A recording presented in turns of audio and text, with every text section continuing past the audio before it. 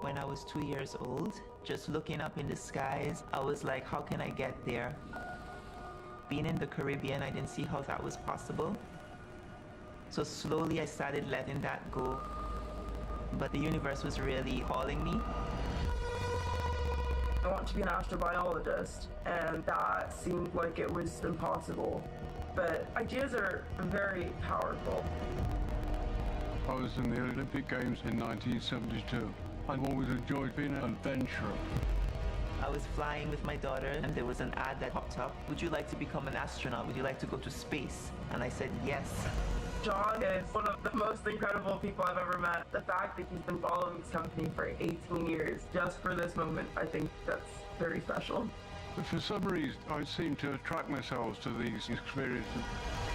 But when I got diagnosed with Parkinson's, I thought, well, that's it. They're not going to accept me. The fact that I'm now going to space with Parkinson's is completely magical.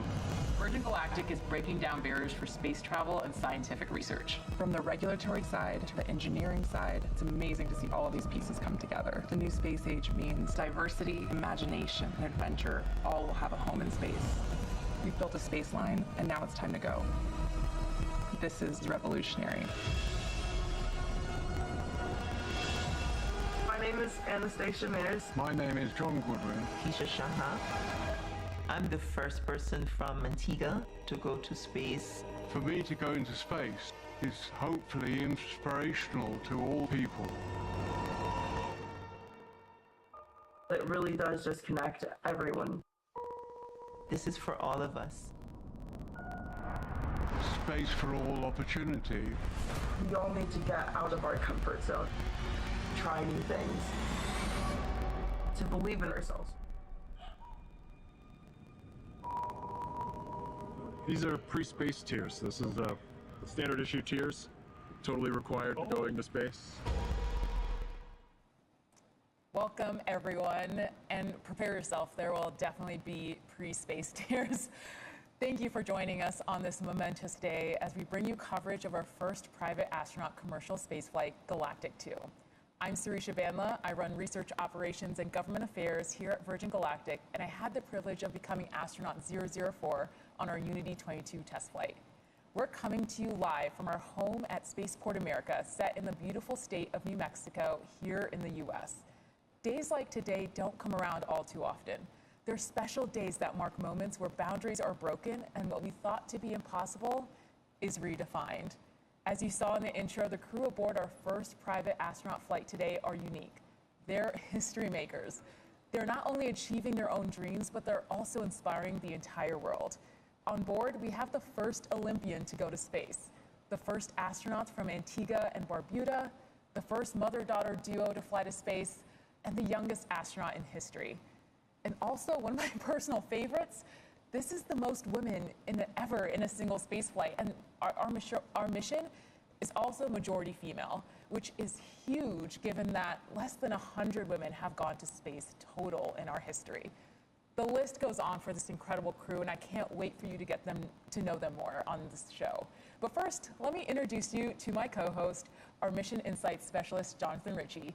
For those of you who have joined us before, you know that our Mission Insights Specialist will give you live play-by-play updates direct from Mission Control. So thanks for joining us again, JR. Thanks, Sirisha. What a pleasure it is to be in the studio with you today. I can't wait to get into this flight and share it with all of our viewers across the world. It's an absolute pleasure to have you here in the studio. And thank you. Can you tap into that special power of yours and give us an update on our crew and our vehicles?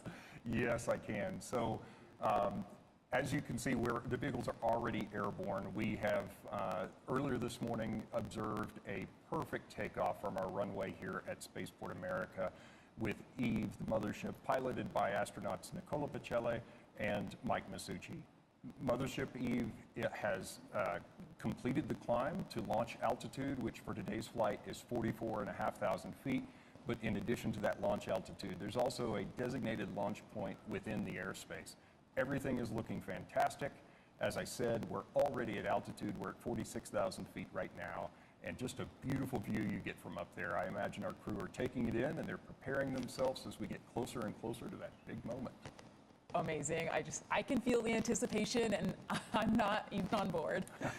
Now, the individuals today on board bring with them a wealth of diverse motivation and wonderful stories that make them one of the most extraordinary crews to ever fly to space. And when I say it out loud, I really just can't help but feel immense pride. It's always been Virgin Galactic's core mission to broaden access to space, giving more people from all corners of the globe more opportunities to experience the wonder and awe of space travel. And today really feels like the start of something very special. Now, on board first, we have John Goodwin, an Olympian and one of the first Virgin Galactic ticket holders. He's waited 18 years for this. John is joined by Keisha Schahaff and Anastasia Myers, a Caribbean mother-daughter duo who won their seats in a draw that raised funds for nonprofit Space for Humanity. These three remarkable individuals show that the barriers that once existed to becoming an astronaut are being broken down. Now, to date, fewer than 700 people have traveled to space. And not only that, but the rich diversity of humankind is still really truly to be represented. And we're here to change that, beginning with an 800-strong community of future astronauts that come from astonishing 60 different nations across the globe. And some of them will be the first of their nation to experience space. And that is certainly true of today. And I know we have a lot of future astronauts joining us from around the globe here on our live stream. So a huge shout out to all of our future astronauts in that incredible community. You know, Sarisha, that's what I really love about Virgin Galactic. We're allowing people that chance to realize the dream of going to space, a dream that I hope to realize myself one day. I know you'll get to space one day, JR. I'm excited. Now, as I mentioned earlier, Keisha and Anna will be the first ever Antiguan astronauts. Now, historical occasions like this bring communities together. The whole island is celebrating this milestone, including guest Prime Minister Gaston Brown and Virgin's founder, Sir Richard Branson. And we're going to go live to Antigua, where our very own astronaut 006, Christopher Huey, is at the celebration. Huey, what's it like over there?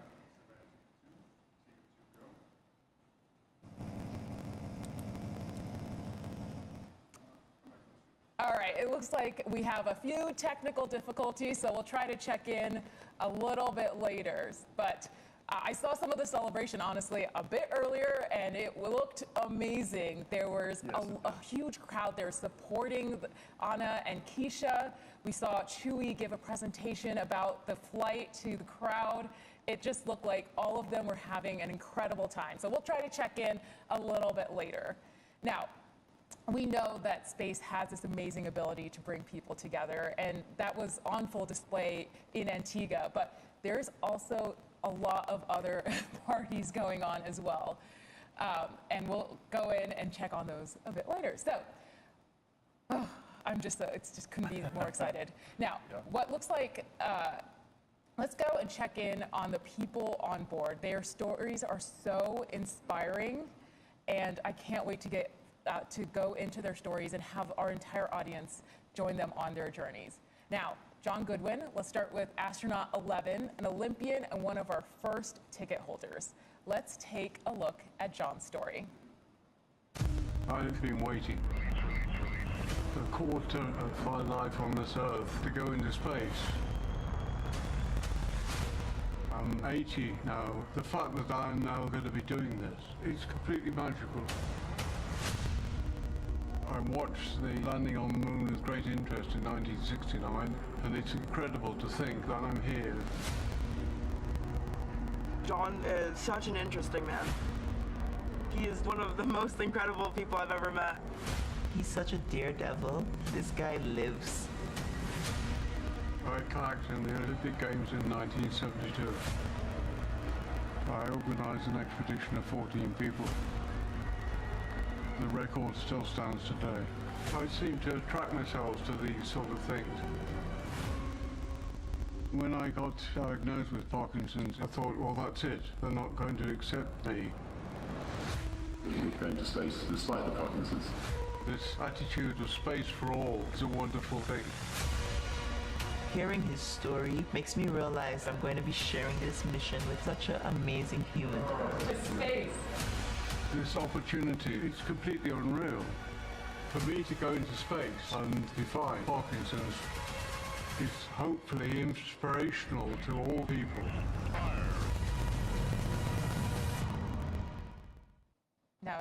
John Goodwin's community in Stoke, England are watching together. And in New York City, friends are gathered at the Michael J. Fox Foundation for Parkinson's research to watch as well. He's got a huge community supporting him, and he'll only be the second person diagnosed with Parkinson's to fly to space. Next up, we have Keisha Schahaff, astronaut 12. Keisha won 2 seats through a philanthropic fundraising sweepstakes benefiting Space for Humanity, a nonprofit organization. Their mission, to send more diverse humans to space and change perspectives, resonated with Keisha and encouraged her to enter. Let's take a look at Keisha's journey. In my dreams, I'm always flying. 3, 2, 1, release. I've lived all my life by the water, but I feel more connected in the air.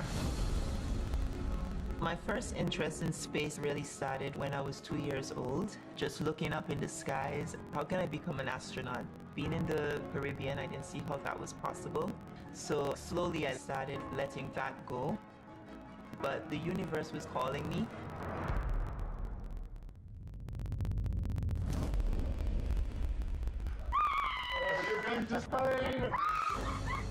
So you would be the first astronaut from Antigua, of course. Making history. You're making history. It's a very inclusive mission. My lifestyle is very much grounded. The same way that I live is how I educate and I help others in my coaching program. I hope to inspire people in this region to get beyond their limitations. When I was asked the question, I want 2 seats, who's coming with me? Anna looked over at me and she says, Mom, if anyone is going with you to space, it's going to be me. I feel like to be successful in this life, you have to be able to bend and stretch yourself. It's an adventure of humility and humanity. How can we come together to make this realistic for everyone? This is our mission. This is for all of us. Okay, Keisha's reaction to being told she's going to space just embodied an incredible amount of excitement. And to make Keisha's experience even more remarkable, she chose her youngest daughter, Anastasia Myers, astronaut 13, a college philosophy and physics student, to be her companion. Let's get to know Anna. Every time I look at the stars, it almost feels like I have a place in the universe. It reminds me that like everything happens for a reason. I've always been interested in any sort of science. I think it was in about grade 3 or grade 4 we started learning about astronomy. That made me so deeply interested in finding out what else is out there. I'm studying philosophy and physics in University of Aberdeen in Scotland. I want to be an astrobiologist. That thought seemed like it was so almost impossible. I do believe if she puts her mind on whatever it is she wants, I know she will achieve it. Hi, Anna. You and your mother are going to space. Anna, we won! I know I am very young. There's so many other people like me wanting to do something involving space and don't think that they actually have the opportunity to do that. Virgin Galactic's mission is to expand this to civilians. Ideas are very powerful. We all need to get out of our comfort zone, to try new things, to believe in ourselves. I mean, when I said this crew is incredible, might have been an understatement. They're absolutely extraordinary. Yes, they are. Now, I've heard that we have our feedback from Antigua, so let's check in with Chewy on the celebrations.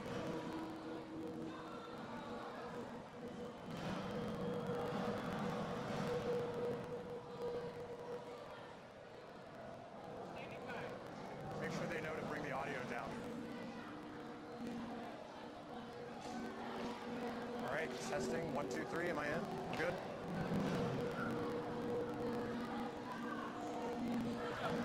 Sarisha, I'm here on the ground in Antigua, and the energy is absolutely off the charts. Now, we're coming right off the heels of Carnival, and we are gathered here for an amazing watch party where the people are gonna go crazy! Space has this amazing ability to bring people together, and and we've got waving flags, we've got music, we've got dancing, maybe a little rum, I don't know. But everyone here is really excited for Keisha and Anna. Back to you in the studio, Sarisha.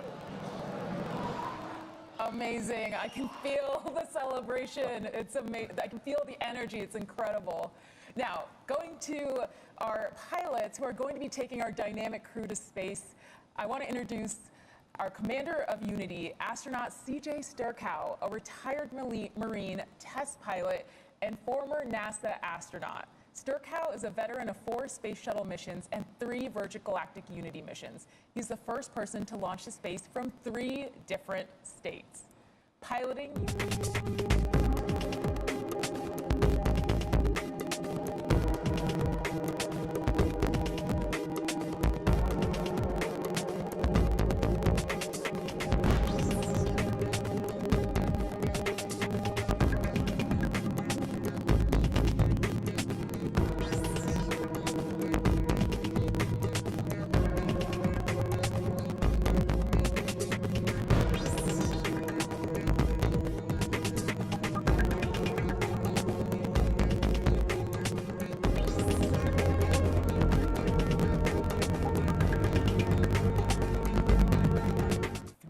4.5 minutes out from release.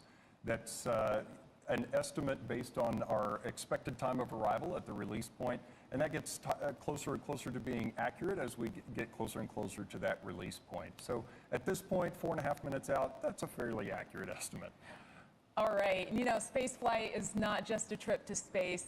I know we're following our crew to their release altitude, but it's an experience that starts well before the rocket lights. And this crew has an amazing amount of supporters behind them. Their friends, families, and communities around the world they're inspiring.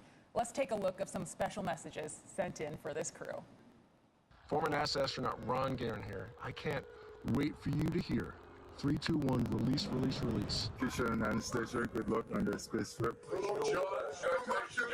You truly are an inspiration. My heartfelt wishes for a safe and meaningful space flight. Remember that you carry with you the dreams of so many others as you carry us all closer to the stars. Anastasia, now you are representing the university of everything in space.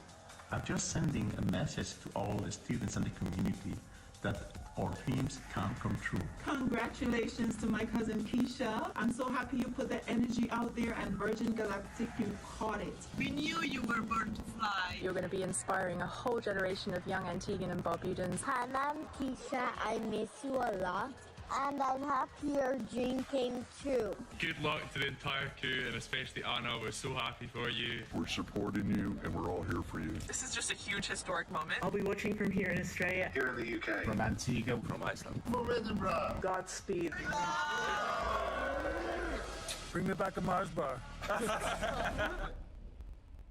Now, as astronaut Ron Guerin said, at this point, we're getting close to our release point. So I'll turn it over to our mission insight specialist, Jonathan Ritchie, to take us through some of those final checks and talk us through what happens after release as well.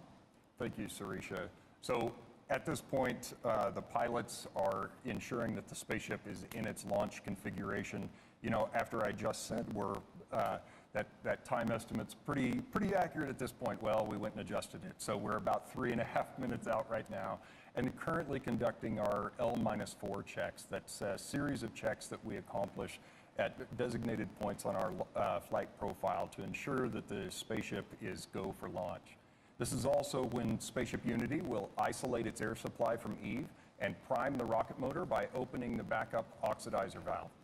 Once these actions are complete, the pilots will seek clearance for release from the MCC, that's shorthand for the Mission Control Center. The MCC team consists of experts across various departments and disciplines within the company, and they're verifying these checks with our crew every step of the way. For me, this is where I really start to feel the anticipation building and get excited. I can only imagine what it'd be like to be on board right now. This is really the time when the anticipation builds. All you're thinking about is that release point and getting into that boost, and honestly, getting into space. It's gonna just, it's so exciting. And I just heard the L-4 checks are complete. So as you just mentioned, that release point, right after that, the crew lights the rocket motor, and Unity's trajectory to space starts in that horizontal release position before turning towards space, a maneuver that we refer to as the gamma turn.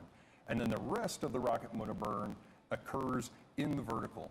We're now 2 minutes out from release. The rocket motor boost was one of my favorite parts of the flight. Seeing the Earth drop away and seeing space come into view is just absolutely exciting. And of course, our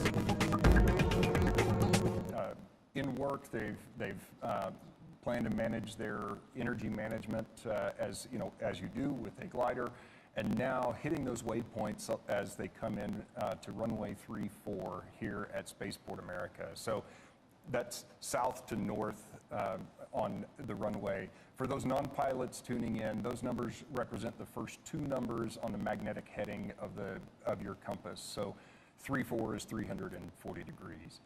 So we're doing a turn to final right now, and that's a left turn so that CJ, the pilot, the commander in the ship, has a view of the runway. The landing gear is now down and locked. And we're about 7,500 feet. Amazing. Again, I've said this before many times, but the crew have this incredible view, not only of the New Mexican landscape, but of our spaceport facility, which is this incredible facility where they spent the last few days bonding with their crew and training with their crew. So, of course, it holds a special part in their hearts, and they get to see that view on their way down. So we're 1,000 feet above the runway. The runway here is about 4,500 feet or 500 feet. Pre-flare, that's pulling the nose up and taking advantage of the ground effect. It's extra lift you get when you're close to the ground. We've crossed the threshold. That's the beginning of the runway.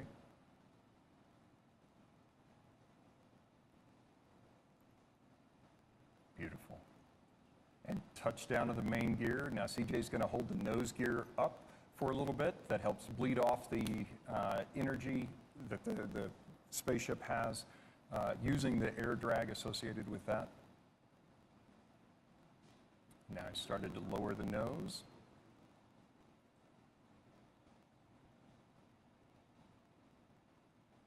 And the nose gear is now down.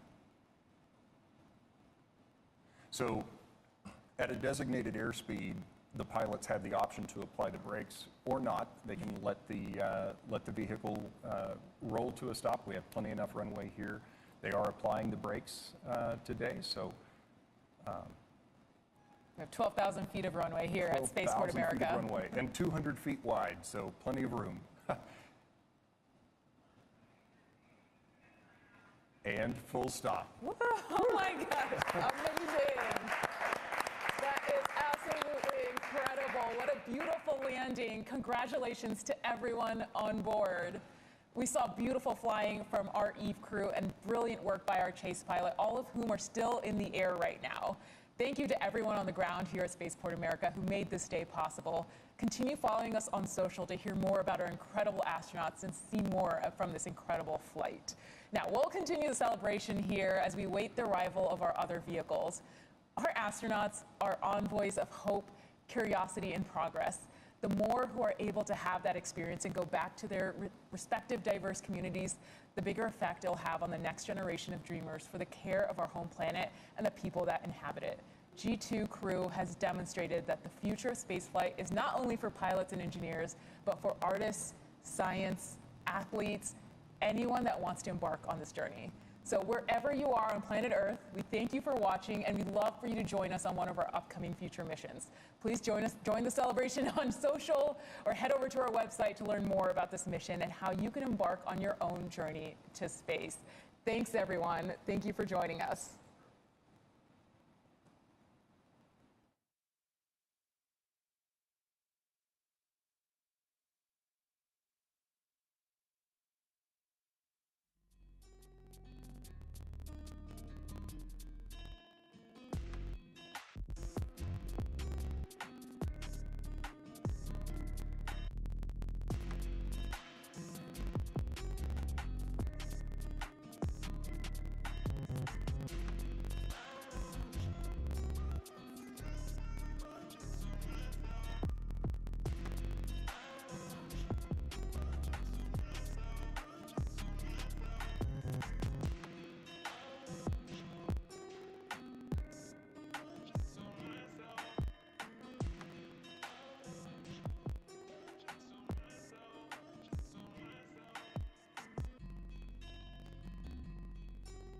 Thank you.